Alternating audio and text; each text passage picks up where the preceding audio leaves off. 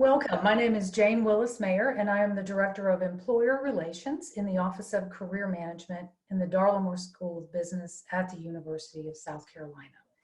We are hosting this virtual faculty panel to discuss the long-term and short-term impacts of this particular crisis on our students, our school, our university, our state, our nation, and the world. So we appreciate our faculty taking precious time to provide us with some insight. And I'd like to welcome them and ask them if they would be happy to introduce themselves. And would like to start with you, John McDermott. Dr. McDermott, if you would. Okay.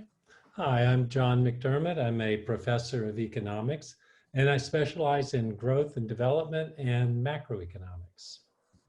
Thank you very much. Professor Gaffney. Hi, I'm Pierce Gaffney. I am with the Management Science Department, and I am also with the Center for Operations and Supply Chain. Thank you very much. Dr. Van Essen.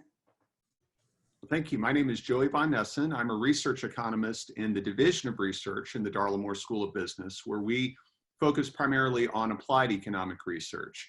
So looking at economic data and applying it to different business situations. That includes market forecasting, economic impact studies, and other applied work. Thank you. Professor Renninger. Hi, I'm Beth Renninger. I'm the director of the Center for Sales Success, and I teach in the marketing department with a focus on sales. Thank you. And finally, Dr. Zhang. Hi, my name is D.H. Zhang. I'm a professor in the finance department. My research focuses on capital markets, mainly IPOs, initial public offerings, and syndicated loans. Thank you very much. So I will address certain questions to specific members of the panel, but as always, please share your thoughts if you'd like to. I would like to start with a general question, and I'm going to direct it to Professors Renninger and Gaffney. And the question is very broad.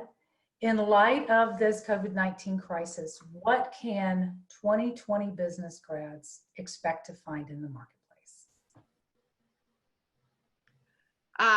Well, speaking for marketing and sales grads, but I think for all graduates, I think we're going to see a tightening of the labor market. I'll leave the specifics up to the economic experts that we have on the panel, but competition is going to intensify for the positions that are out there.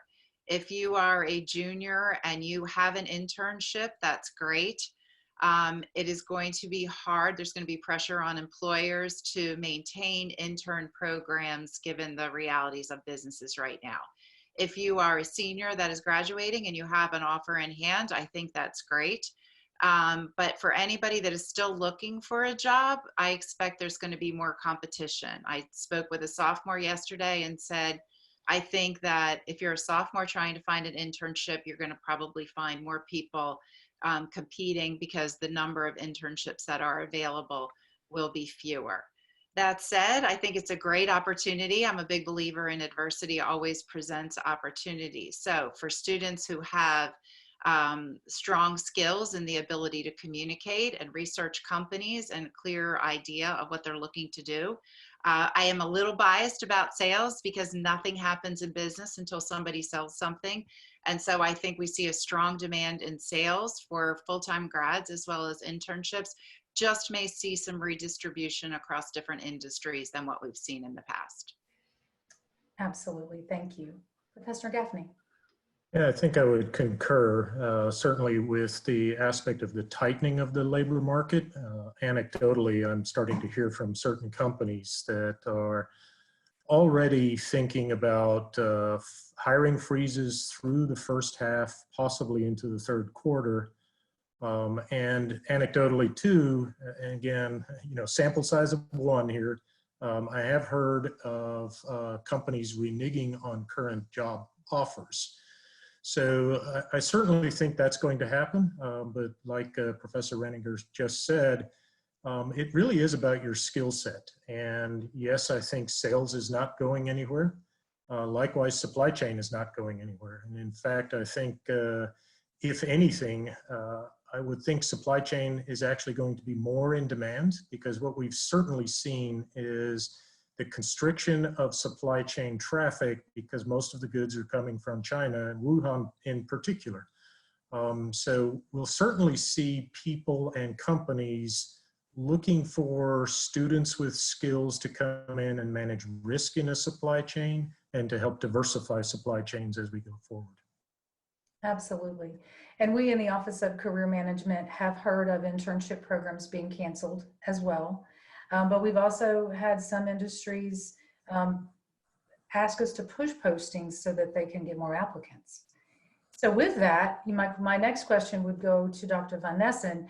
What industries are likely to be the most impacted negatively in this, and for how long? Well, certainly the biggest industries that are affected and have been affected immediately are those that require any in-person interaction. I think we're all aware of that because of the social distancing. And that primarily affects tourism, leisure, and hospitality, especially in South Carolina. So we can think about bars and restaurants, we can think about barber shops and nail salons, any type of support services. So think about the businesses that support the university or university community would be affected. But also we're seeing impacts in the medical community as well. We think about higher demand there, but any type of medical service that's not immediately necessary, we've seen some cutbacks there too. So that would include physical therapists or dental offices. Both have seen some significant scale backs, again, because those are medical services that people can put off. But more generally, any type of industry that requires in-person interaction. We're also seeing some effects in terms of impacts to manufacturing. Less so because of the social distancing phenomenon. Most manufacturers, or at least a significant number, can maintain social distancing on the factory floor, but they're seeing impacts in terms of the supply chain effects, in terms of being able to get materials, especially from China, as we've already heard alluded to, and then also the demand effects. Just an overall reduction in consumer spending is affecting them. So most industries across the board are seeing some effects, but those are certainly the big ones in the Southeast and in South Carolina. Well, related to that, Dr. Van Nessen, what industries may grow or thrive in the crisis? Well, I think we're still evaluating that. Certainly, if we look at other aspects of the medical community, we see innovation ramping up in terms of trying to look at different ways of addressing this pandemic. But also, if we look at different manufacturing processes that are shifting towards making masks, for example, or transitioning to innovation with respect to making ventilators more accessible and more easily available. So we see a lot in the innovation space. And then I think also, if we look more long-term, thinking about broadband access, thinking about the importance of reliability for power and electricity, and all of the implications that an increase in working from home and telecommuting is going to imply for markets long term. Also technology, just in terms of video conferencing, like what we're doing right now. I think there'll be a demand push for more efficient ways to make that process efficient. So a number of different factors and areas are constantly in flux and are progressing right now. Any thoughts from anyone else on the panel about which industries on which side of this whole thing?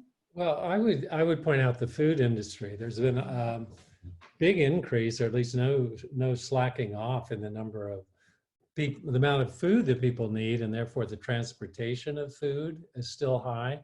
In fact, I know a lot of grocery stores are desperate for workers to help in the food industry, and they're feeling so confident, some of the food service workers and Amazon workers, that they're even going on strike right now partly because they're afraid, but partly to get better deals.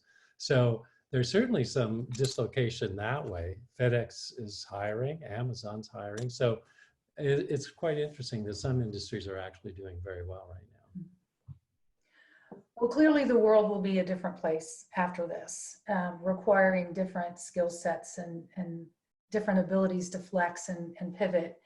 So I want to ask all of you to share, what do you think, particularly for undergraduate business majors, they're going to need to put on the table and bring to the table in competitive conversations for jobs and internships? What skills are going to matter more now than they did before? Well, I think one that nobody ever asked them about before was their ability to work virtually.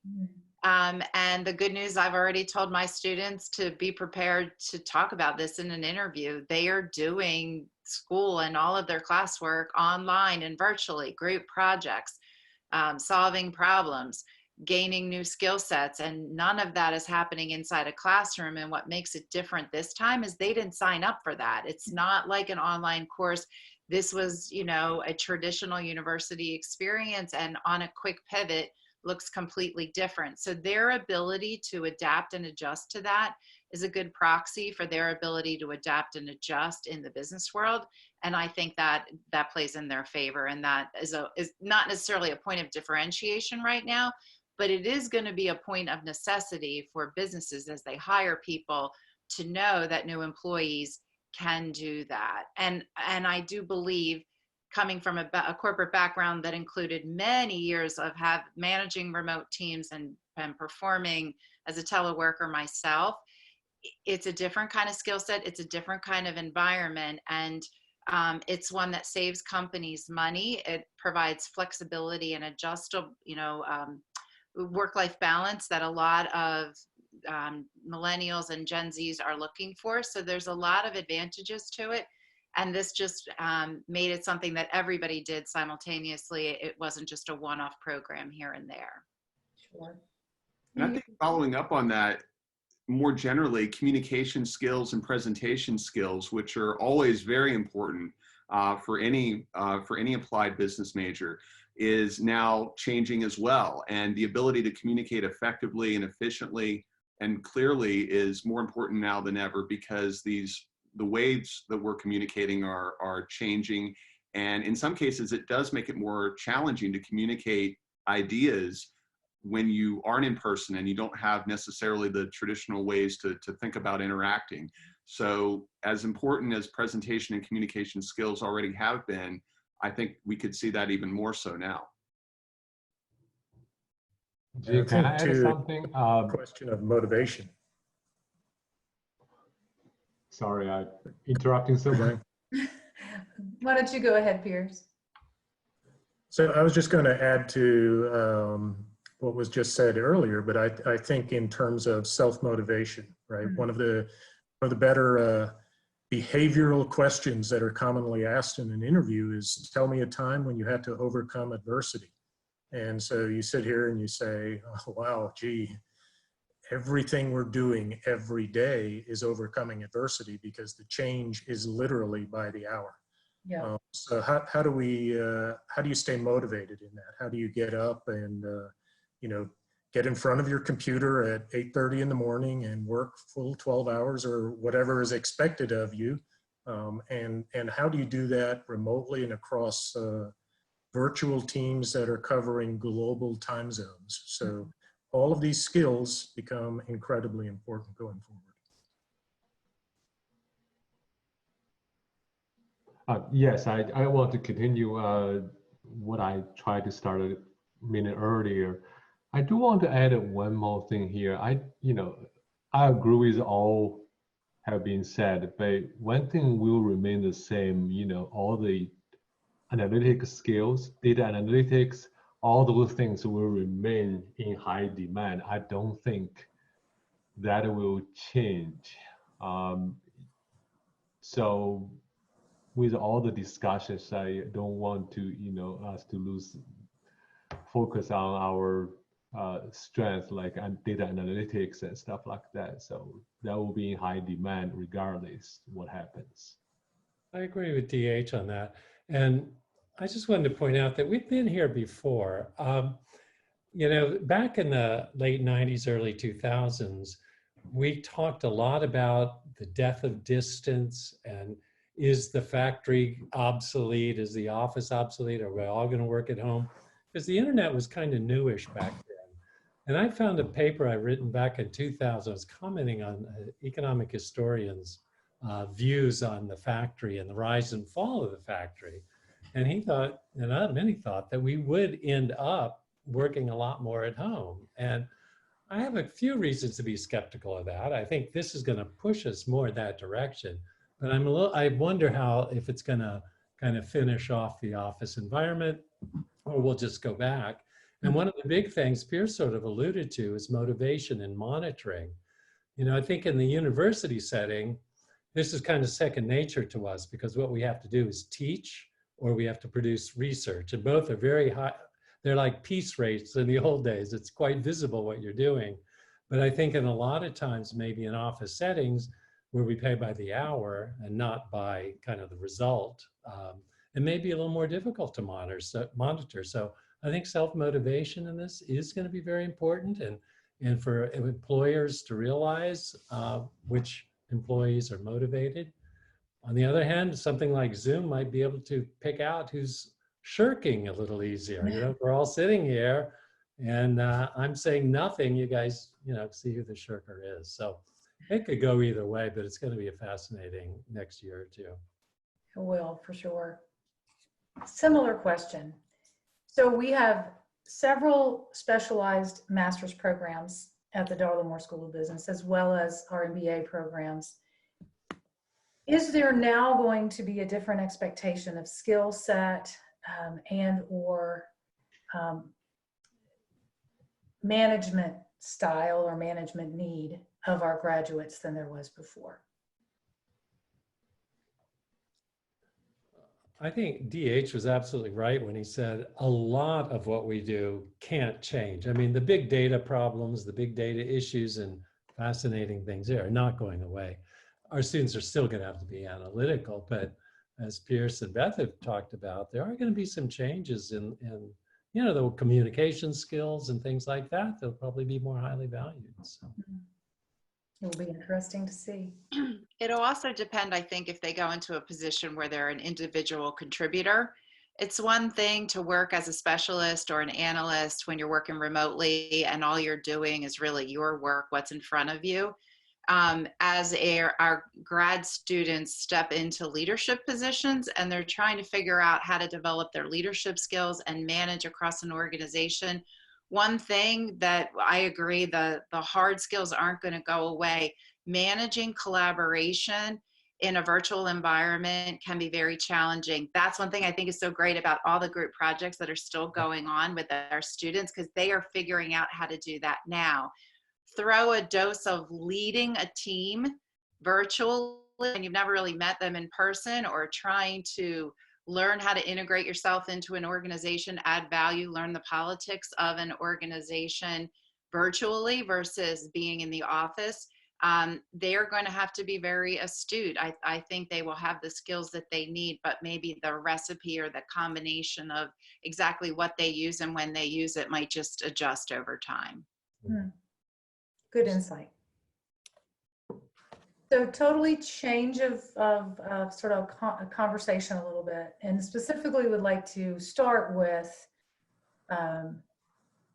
the finance and economists that probably can address this better because they were in the educational environment, I think, at the time this happened. But DH, if you and John could talk about 2007, 2008, 2009, that recession, how is this different? Or how is it the same? Well, I think one thing that's very different is that one was sort of touched off by very high debt that became extremely difficult to manage. DH could talk a little bit more about the debt. When housing prices fell, so many assets became, you know, worth so much less, but the debts didn't go away. That was kind of hard to climb out from under. This is a very odd shock. Hi, Mark. Because it is so unusual that all of a sudden every sector in the economy almost has been affected negatively at the same time. So I think this is a little different from that, but in a way it might be better. That is, there's nothing stopping us from getting back. You know, the shorter the event is, the more likely it is we'll get back to more or less where we started. obviously, the longer it goes on, if there's not a debt moratorium and rent moratorium or something like that, the debts will start to pile up and it will be more difficult to climb out from under. But I think most people are fairly optimistic at this point that if we can balance the health needs and the economic needs in a reasonable way, remains to be seen, that this one may not be as serious as that one. Mm. Seems funny to say that because GDP is probably going to fall more in the short run on this one than that one. Yes, actually, I totally agree with what John just said. This one looks like, it's not that severe in terms of for the banking sector. All the banks are much better prepared because most of the issues don't start with the banks, and they are much better capitalized, especially for the U.S. banks. The other, I think, difference that might help us is the Fed is acting a lot faster this time. Right. I don't think this is due to political pressure. I think they learned their lessons. For example, in 2008, the Fed saved Bear Stearns, and then they kind of weaving their head like, should we save Lehman Brothers? And they decided, no, we're not going to do anything. That might be a mistake. We don't know. But this time, the Fed is very decisive, and the banking sector is very, I think healthier. The trouble actually started with, what is going to happen with all the real economy, and banks actually are reluctant to lend still because of uncertainty. But it seems to me it's coming back. For example, the stock market today, I was actually looking at a number on my screen, on the other screen. It's already, S&P already back to 2,600. To a certain degree, I think that might be a reasonable level even without the crisis. So the market is kind of believing we might be able to recover pretty soon. So that's another uncertainty. So it's whether V-shaped recovery or U-shaped, and also, if different countries take turns, that's trouble too, to a certain degree. Just like what happened to China, for example, in January and February, they were concerned like they couldn't supply all the goods to the other countries, and now they try to come back to work, and now the worry is, all the orders are canceled and so on and so forth. So if we take turns, actually that might make things last a little bit longer. But it's still uncertain, but hopefully this time it can, all the fundamentals are still there. Hopefully we can recover soon. Welcome to Dr. Ferguson. Glad you could join us. Thanks. Sorry, I got out of the other meeting a little early. So. Well, we're glad, and you and Pierce are up next with this question. So thank you. So we've talked a little bit about the supply chain issues. We've talked about something I honestly had not thought of until just now, and that is the sequencing of recovery and how that might impact how quickly we recover. Where are the pain points in the supply chain? What's being impacted the most right now at this point? Go ahead, Pierce. I always defer to my boss.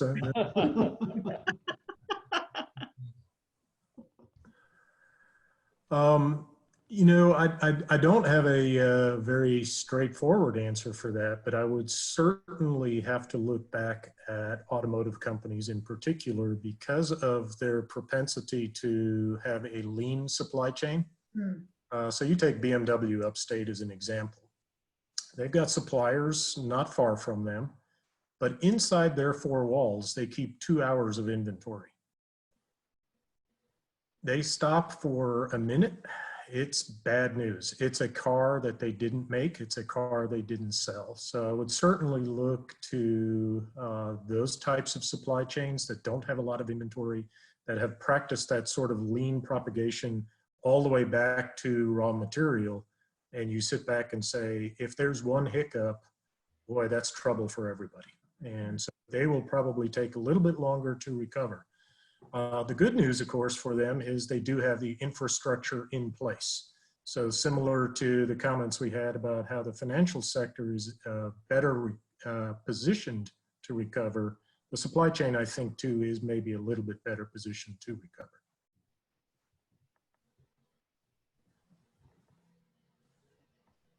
Really, Mark, do you have anything, any other thoughts? No, I mean, unfortunately, I think all levels of the supply chain are kind of getting hit at the same time, especially if they're concentrated in certain areas. But everything just kind of came to a screeching halt, except for respirators. Well, Yeah, and I was going to say home delivery, you know, that's, I don't know if you call that supply chain, but in a sense that has taken off and is so stressed on the other side that the workers are feeling very, I wouldn't say empowered. I think it's a combination of empowered and fearful that they're, you know, having work stoppages and things. But I don't know how Amazon's going to supply everything that people now want to be delivered to their homes. So, or FedEx for that matter. So I think that's an interesting thing. I also noticed that in Germany, I read that they're trying to get McDonald's workers who are laid off to actually go into the agricultural sector and pick fruit and stuff and produce because, you know, they don't want that to lie around and rot, and people do need to eat it. So a lot of interesting things going on in the short run, I think, in that respect. Yeah. Dr. Van Essen, one of your areas of expertise is South Carolina, Southeastern economic forecasting. How is this impacting where we live and the region in which we live, short and long term? I think in the long run, in terms of our competitiveness, both in the region and in South Carolina, it doesn't really affect what we have seen in the last decade. So South Carolina still is very competitive for manufacturing, for the manufacturing industry, for a variety of reasons, but we've seen major marquee companies locate in South Carolina and do very well. Those that are looking to access global markets as well as domestic markets, and BMW, we've talked about that as kind of the obvious example. Boeing, we have a strong tire cluster. So anything related to aerospace, automotive, and tires is going to continue to thrive long run, 3, 5, 10 years out. So I think in that respect, South Carolina remains competitive. Also because we have strong infrastructure and we also have a strong workforce, and we have good programs that help meet the needs of employers. So from that perspective, we're going to remain competitive going forward. I think in the short run, if we look at these disruptions and look at how the market is going to react to that, one of the things that we have to consider is how telecommuting is going to link job applicants with positions with companies that are located across the country or across the world. So we can consider situations where South Carolinians who are graduating now have access, may have more access to positions for companies that are headquartered in New York and California and other locations. They can stay in South Carolina to work and potentially help this area and this region grow, help South Carolina grow. So think about areas where now, if you want to work in Charleston or Myrtle Beach or Columbia, you want to work for a company, let's say you're some type of data analyst working for a company headquartered in San Francisco or somewhere in California, all of a sudden you have access to a good job that pays relatively high wages, but the company also benefits because since South Carolina has a lower cost of living, the wages are lower by California standards. So it's a win-win situation. So it may put us in a position to be more competitive, both from a worker standpoint, as well as looking long-term. It doesn't principally affect the demand for the industries that have been doing well. Thank you. So another historical question. I will leave it to you guys to decide who would like to share. How is this different from the economic crisis following the 9/11 terrorist attacks? Well, I think, again, that was so local in a sense. I mean, it had New York square on, but it had a much bigger impact because I think the point of that, and to some extent what it did, was to try to maybe halt globalization, make us afraid, make us restrict our trade. And just getting on an airplane became so much harder since then. It was relatively short-lived though. And I think this one, you know, the way it's affecting everyone, the whole shelter in place is so much more severe that everybody's just, you know, not even on the street. And I've been reading lately, you see a lot of these sort of ideas cropping up about how can we get back to work even though we're in the midst of this virus contagion. And some of them are pretty interesting, like group testing, where you test a group by having everybody sort of spit in a barrel. And then if it's negative, fine, everybody's clean. If it isn't, then you have to divide the groups. But if you don't have enough tests, you can find out who might be sick with them much more efficiently. And you could just kind of discriminate on the basis of age and quarantine people over 50 and not under 50, because there seems to be a vast difference in the mortality rates of those two groups. Intermittent quarantining, I've seen that proposed. So there are all kinds of fascinating ideas to trying to get us back to work early to try to mitigate the severity of this, because really the shutdown is pretty, you know, general, and for some industries, as Joey and others have pointed out. And, you know, I don't know how much longer it can go on before it gets really severe, but we'll see. And I think the consumer confidence and fear factor we haven't really touched on, because I think in one respect, this is much more like a natural disaster, like a hurricane, because there's a severe drop in economic activity as everybody really shuts down to deal with it. But there's no obvious endpoint like there is with a hurricane. You know, Friday at 5 o'clock, the hurricane's gone, and the governor or the president can say, all right, the threat is past, everybody go back to your normal lives. Here we're dealing with a very slow, systematic process of restoring confidence as testing becomes more generally available, as we create systems where people can go out and go to a restaurant or get a haircut or do their normal activities without the fear of being sick. And there are several things that we can do to move in that direction that we've heard alluded to, but I think the testing is an important element. If someone comes in and they're coughing and they say, well, yes, I know I have symptoms, but I was able to get a quick test, I'm negative, and you say, okay, and you go about your normal business. And that can help restore some of the confidence of people to resume interactions and help us recover faster. So I think avoiding that fear and that consumer confidence is going to be important to recovery later this year. And also, Joey, what they call the serological tests, where you could test someone to see if they've had it. And if they have, then they can go back to work. That's another really important thing. And also there's some antibody therapies coming from people like that they're testing. And there is no endpoint except a vaccine, and that might be 7 to 12 months away. So, but there is something of an endpoint. And another fascinating case is Sweden. I don't know, I just found out out this morning. They've decided not to shut down their economy. What they have said is, please be careful, please distance yourself, take all the precautions, but everything's open. Buses, restaurants, everything. So that's going to be really interesting to see if it works, or if they go into an Italy situation or what. So I think it's fascinating to keep an eye out on Sweden the next few days or weeks.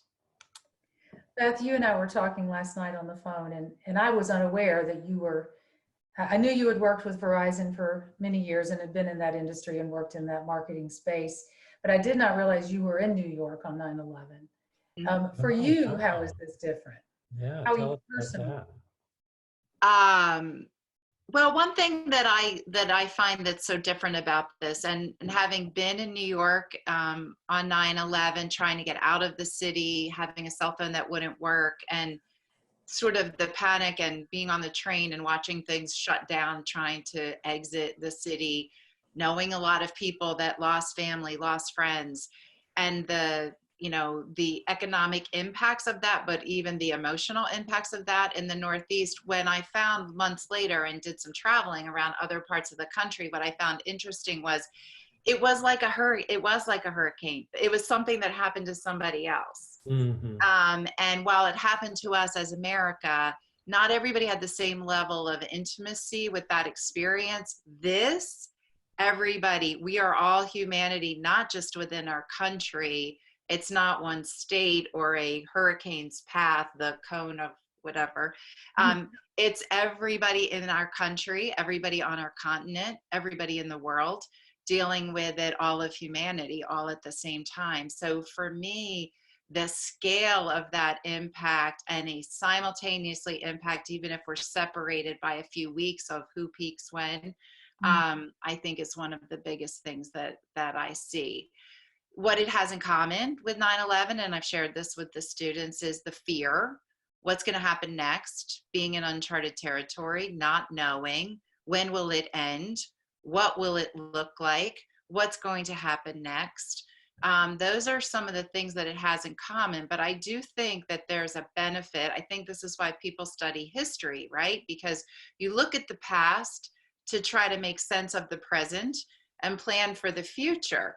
And there's something about all of that the pandemic and the intersection with the economic impact that and is really, I think, bringing to the forefront in a way that feels unique. So it's similar, but also different.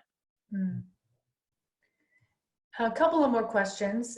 DH, you obviously are the department chair for our finance department, one of our largest undergraduate major populations. What is your advice to finance majors graduating in May who are still in the market? Where should they be looking? Where will the jobs be? That's a very hard question, by the way. By the way, I have another company that's homeschooling now with all the consequences of the COVID-19. So they're not going to be in school for a while. I haven't really, thought about this question very carefully. So I'm kind of trying to pull some ideas. Just give you a couple examples. For example, for the finance majors, we have a student club, the CFI, Carolina Finance and Investment Association. They typically organize a weekly meeting with potential employers pretty much every Tuesday. And after spring break, we moved online and their activities did not stop. Actually, last week, for example, they organized a Zoom meeting and invited a bank in New York City to come present their bank to students. So it seems to me, at least at this point, I don't sense any significant changes in mentality, in their plan to hiring. The only issue right now is everything is halted. So all the interviews, all the meetings are kind of canceled. So that may, given the timing, may create some issues for the May graduates. Hopefully, things will recover in June and hopefully back to normal. So I don't know exactly how the timing will affect our May graduates. Thank you. Pearson, Mark, for the supply chain students who may still be looking, who haven't secured positions, where would you advise them to focus their efforts at this point? I'll take the first stab, I guess. As John mentioned, home delivery companies, the Amazons, even the Walmarts, the Ubers, Uber, Eats, they're booming right now. They're looking for people. So I expect they're also hiring managers and professionals that are good at logistics. And I think that would be a hot area. Also, if I was a student trying to find a job in this environment, I might position myself as, I can be a senior level manager's feet on the ground. You know, if there is someone at your organization who's very valuable because of their knowledge and their skill set and everything, but maybe they are worried about being in the office, Mm. you know, because they're over 50 or they have a medical condition or something, position yourself as kind of being that person's, you know, if you would, proxy, Mhm. where you interact with them every day. And there's some things that just kind of almost have to take place face to face and in the office. And there might be positions out there that you can find that way. Mm. Pierce, any additional thoughts? Yeah, I think we just kind of add on to that, right? I think no matter what happens, no matter what industry, employers will be looking for people who can solve problems. And so I think it is going to be incredibly important that students can position themselves as having the skills to truly get in, hit the ground running, and be able to contribute to the organization in a problem-solving manner. And so I think that's certainly what we have focused on at Moore School, is setting our students up to have that level of success. Mhm. Absolutely. Jean, can I add one more thing? Just follow up on Joy's comments about, you know, given the recent crisis, we actually open up opportunities to work remotely. For example, our students can work for companies in California. Another related advantage to us, just based on, you know, very limited sample size, like we invite firms to present themselves to students for student clubs via Zoom. It seems to me that can lower the cost for us to invite people from New York City. I keep using New York City because, you know, most of finance companies either from New York City or from Charlotte for us.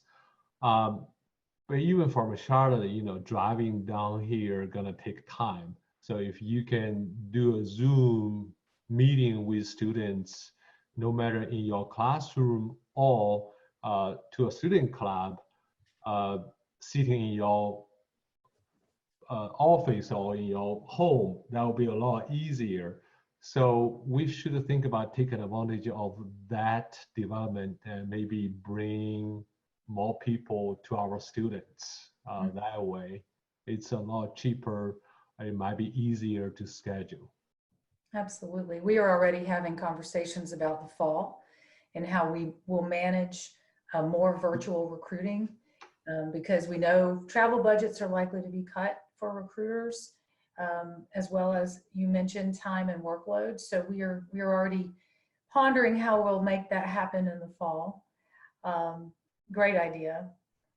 Beth, one last question for you.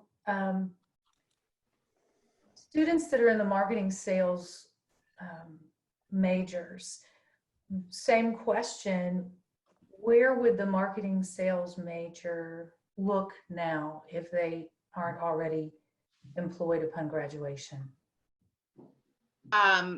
Well, two general comments to reinforce some things that were just said that I think are critical independent of major: creativity and problem solving.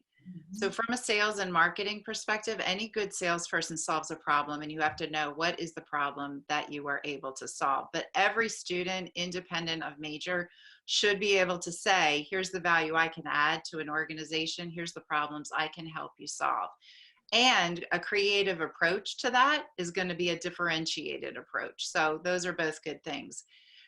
Three industries that we're having success with, and they may shift around in terms of the priority order. One that I think is very hot right now that we're all experiencing is logistics, the supply chain side of it, but also the sales side of it.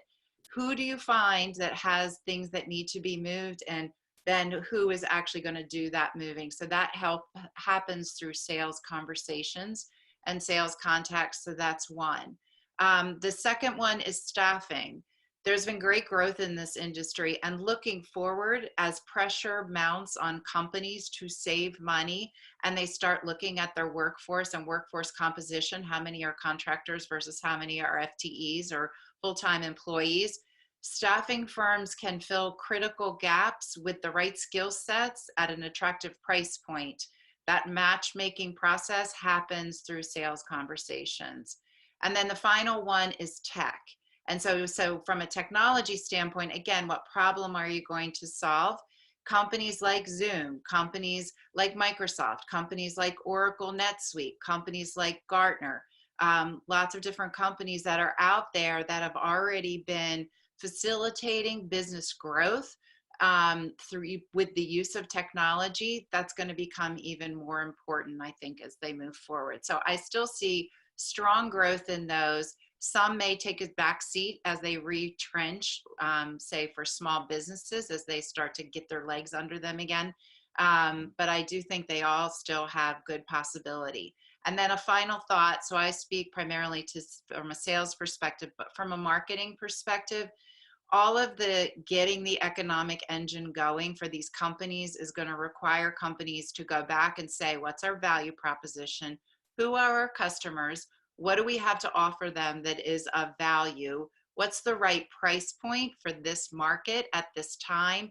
Where do we market to them? What channels of distribution do we use? And those are all critical questions for marketers to answer. So I see opportunities for our students looking at marketing positions still as marketing analysts, and also building on what DH said from the beginning. All of that is data. It's all analyzing data in the context of marketing. Thanks. So quick sidebar, I'm going to ask each of you in a minute to provide one individualized, whatever you would like to share with students as to what you would advise them in this place we are in. I'll let you think about that for a minute. So I'll probably word it like, what is your one piece of closing advice for our students? And then you can share. But before that, Dr. Van Nessen, can you talk just a little bit about the impact on the small to medium-sized firm and what opportunities there might be there for individuals to add value? Well, I think in terms of the impact, small businesses are more likely to be affected because they don't have as much capital, as much in terms of financial resources. And so one of the reasons that this $2 trillion stimulus bill has been so important is because it's helping provide additional resources to them, especially for companies that are willing to not lay their workers off. And so the stimulus helps to provide payroll dollars to keep those workers employed and to prevent any further erosion of consumer spending. But that's an important element that we haven't really talked about in terms of keeping small businesses operating and not seeing a major degree of bankruptcies during the summer months that could potentially lengthen the current contraction that we're seeing. But in terms of looking long run and of how students are looking to interact with businesses, I think just to recognize that, yes, there's going to be some short-term effects on demand, but going forward, looking at the long run, once we see the economy pick back up, small businesses still are going to be the anchor and the engine of the economy. So small businesses are still going to be critically important going forward. And I think they need to keep that in mind when they're looking at potential job opportunities going into the summer and into the fall, particularly for seniors, of course. Thank you. So one last question from each of you, if you could, please provide one final piece of advice or guidance to our students as we close out this panel. And we'll start with you, Dr. McDermott. Yeah, I think my advice would be patient. Things are going to be pretty slow in the short run for most industries. I think logistics is one that's been pointed out here that might not fall into that. But just be patient. Take the time off if you have time off to improve your skills along the dimensions that have been mentioned here before. And something good will happen as long as you just keep at it. Thank you. Dr. Ferguson, any last words of wisdom? Stay positive. Actually try to make the most of whatever situation you're in. So, we've moved to online learning. I think one skill set companies are going to be looking for are individuals that know how to operate in a digital environment.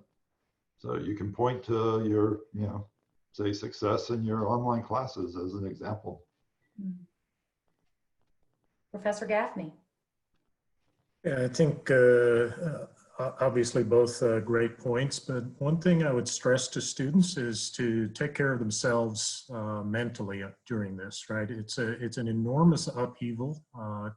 It's incredible rate of change, and there's an enormous amount of uncertainty. But this too shall pass. We referenced a number of things, particularly 9/11.